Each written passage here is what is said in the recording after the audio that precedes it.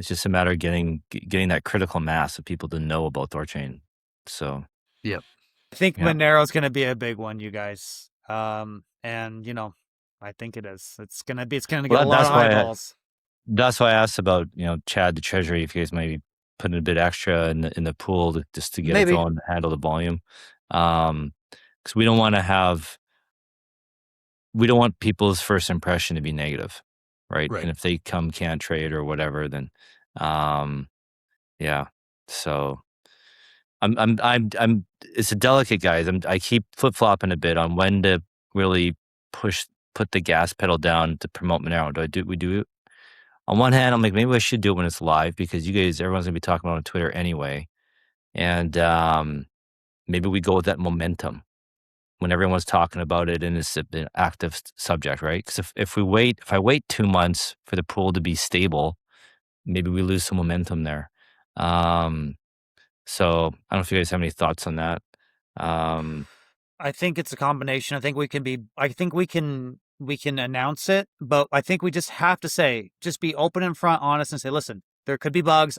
I want as many people to possibly know, look, there could be issues, right? This is really huge. This is a first. This is a first ever. We're really excited. We're really happy and blessed this has happened. But if we do that, I think it's the best of both worlds, right? Because if we go crazy, like to your point, Kenton, and it pauses the same day, we'll get a lot of monks leading us away, which decent chance. I think Chad said this multiple times. That could happen. This is the most complicated chain client we've ever added.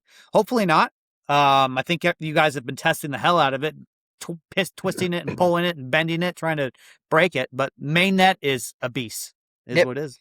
We've been yanking on it for weeks, right? Over a month.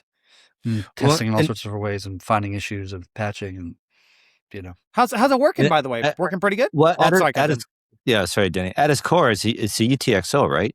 And those traditionally have been pretty stable on THORChain, right? It's usually but there's a lot of nuance to them. For example, like Monero locks UTXOs. You can't spend a UTXO, I think, for 20 blocks or 20 minutes. I can't remember. I think it's 20 minutes.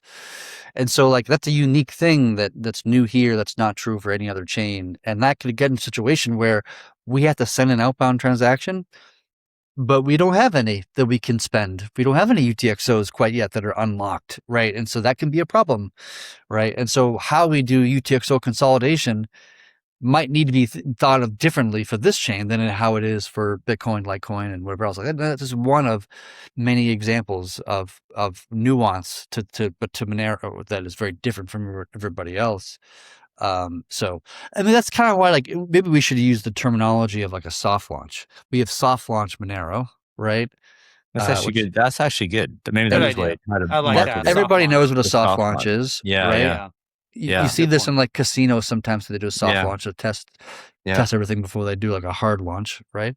Maybe that's the way we use it. Just say we've soft launched Monero. It's in a beta period of a month or 6 months, or whatever, how the numbers you want to throw on it. Just ask people to exercise caution. Blah blah blah. Yeah. It's just manage expectations, right? And if people know up front, they're okay, right? Like you said, everyone knows what a soft launch is. They go and doing it. Okay, is a problem? All right, fine. Well, it's a soft launch. That happens, So that's actually actually a great idea. So then I will start finding ways to promote it. Call it a soft launch. Get the word out there. Get people talking about it. Yeah. Go ahead. Okay, how does that work? I'm just like, so there's a 20-minute, I think you're right, Chad. I believe it is a 20-minute freeze. So if the entire pool's value is swapped, or there is a swap, there's like a streaming swap, so that takes that. How do you arbitrage? I don't know. I can't figure it out. How does that work? Arbitrage should be not that big of a deal because arbitrage happens for the most part internally, not on the UTXO, like on the layer 1 chain. So arbitrage should operate just fine, theoretically. It's more like the organic trade volumes that could become problematic. Right. And we do a thing now, what we call UTXO consolidation, where I think it's if we have more than 8 UTXOs or 13 UTXOs, then we just do a transaction to condense it down, right? And just to have less UTXOs on, like in our wallet, so to speak, so that we can, when we want to do an outbound, we don't have to add 25 or 35 UTXOs that are summing large enough to be this large outbound we want to send. And so, but we can't do necessarily that with Monero, because if you do that, you lock up all your funds for 20 minutes, and which is like not a huge deal, but obviously not the best, you know? And so I think right now by default, I have to look at the code to verify, but it has the same UTXO consolidation ideas of how everything else works. That might be good enough. If it's not, the other way that I want to do it is that I wanted it to, I was leaning on just do like a lazy UTXO consolidation, meaning that we put a cap on the number of UTXOs we're allowed to use to spend something, right? I think the number is like 10 or 15 or whatever the hell the number is. And if we don't have enough money in the 15, then we do a UTXO consolidation, which will then like take those 15 and then put them in the back of the line, and then we do the next 15, and hopefully the next 15 have it. And if they don't have it, consolidate that, go to the next one, and then keep repeating that process until you have enough value in 15 UTXOs that you will eventually get enough money to send the outbound. That's the best way that I thought about it so far, but open to other ideas or opinions or whatever. But hopefully it won't be that big of a problem, and we won't. And I'm overthinking this and I'm over engineering this in my mind. But if it is an issue, we do have a plan how to deal with UTXO differently than how we do it now. Well, I guess it'll be a good problem to have, because that means volume is high, right? Yeah, probably. Yeah, it right? does mean the volume's high. Yeah. So, yeah, and that's. I think worst case scenario, we start building like a backlog, of outbound Monero transactions that are just like waiting to be sent. That's and that's, which is a real possibility. Hopefully it won't be a problem, but if it is, then we'll probably have to rework the UTXO consolidation logic to be more flexible for this kind of use case. Yeah. And we got to just go live and do it and see, and then we iterate. Like if we stop to try and make everything perfect, nothing will get done. It'll never go live. Yeah, so, and probably half that time you're spending trying to solve a problem that's not even a real problem to solve, right? Yeah. We call it this like what's the term in my future engineering or something like this. I forget there's an actual term for it in engineering. I'm now just blanking on for some weird reason. But it's a huge waste of engineering time to start thinking about what you think the problems might be, and start solving problems for things where you think that might be a problem, which you don't know if will be a problem or not. You just start burning your tires for a problem that may or may not be an issue. That's just like a really poor allocation of resources. So you just let reality speak, let the network with its data tell you what the problems are. And then at that point, you actually have data. You have knowledge. You have more information than you did before, so that your ability to come up with a solution now, you'll probably even come up with a better solution than you would have came up, like a few months ago, because you have more information this time, right? You have more data that will inform your kind of choice of solution. So I don't want to over-engineer it and come up with solutions to problems that I'm not confident there is an issue. Maybe it won't be an issue. Maybe it will. I don't know.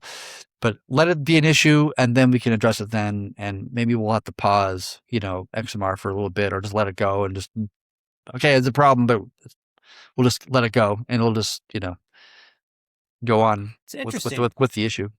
Yeah. So, that backlog idea, assuming that's a problem, again, we don't want to over-engineer here, but that does sound like a promising thing. And then you would, I guess, send, like, say if it was on STO, if there was a significant backlog already, you would just add that to the outbound time estimate on the interface and say, hey, it's going to be at least 3 or 4 hours if you do this or something like that. Is there a limit? Like, let's just, this is Hopium alert, everybody, Hopium alert. Let's just say the volume is so freaking enormous.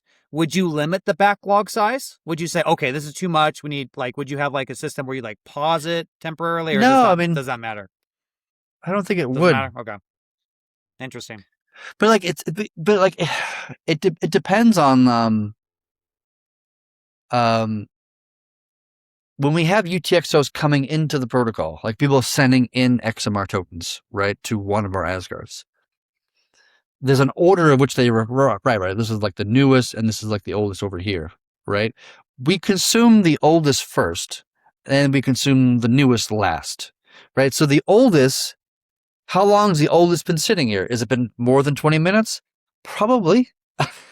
It depends on how much volumes, like how many number of transactions are coming through and what the size of those transactions are. Because if you can get a situation where somebody does one match of trade, you could consume, tons of UTXOs that way. And then you're all of a sudden you're towards the beginning, which is like the newest stuff, which just happened moments ago.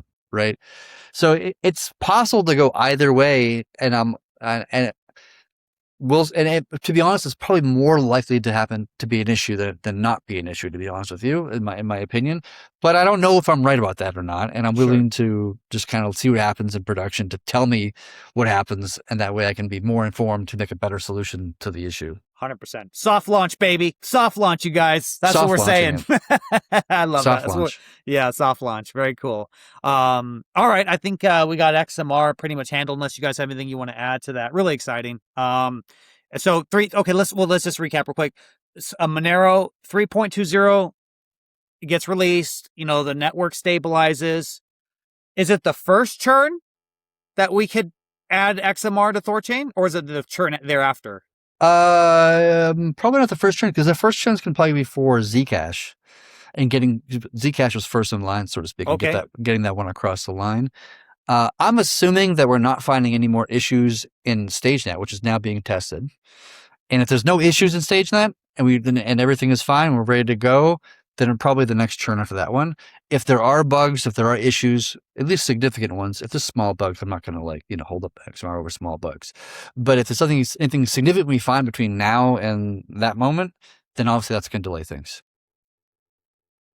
Of course, and I'll just mention to the audience again, guys, this is the most complicated chain client. So if you are an XMR holder, you're not very familiar with THORChain, we are breaking ground here. This is the jungle. No one's ever done this. We're literally got a machete, and we're hacking through the jungle, and there's snakes and lions, or not lions, there's tigers and oh my. friggin', yeah, exactly. Some endangered, snakes, lions, and tigers, oh my.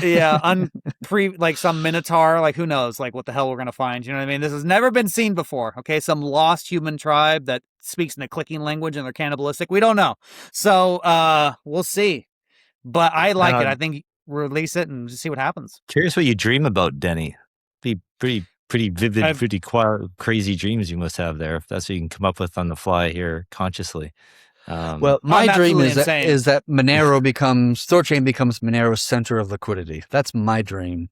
That'd be cool. That would be amazing if that was the case. Obviously, we need more liquidity in it. THORChain sets the real price of XMR, right? Like that's my dream. Real price. That would be so. We're not going to do that in the beginning. It's going to take minimum of 6 months, if not more, probably more.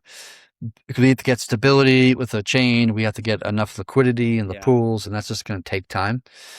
And also just trying to get more wallets to integrate and blah, blah, blah, and all these things. So it's a long process, but it's not crazy to say that it's possible for that to happen. Yeah. I actually think it's plausible. Especially at the rate things are going with Monero being delisted from sexes. So it makes it easier and easier. I mean, well, geez, maybe things get bad enough and we're the only platform that has a Monero because all the sexes have turned it off. Wouldn't that be crazy? Sounds like a perfect product market fit for THORChain if I've ever heard one. Yeah. Great use case. That alone too should get people talking, right? Like that should drive home the point value proposition of THORChain, right? And then that's the first step. That's just one milestone on the way, Chad, to THORChain setting the price of Bitcoin. That's a much higher. That's a big pie in the sky. I mean, I won't rule it out. I won't rule it out, but. Well, we're working towards, right? We're working towards being to build it. Building the biggest, right? Yeah. That POL will be so unbelievably freaking deep that we will absolutely stabilize the price of every single layer one. That can't be rubbed.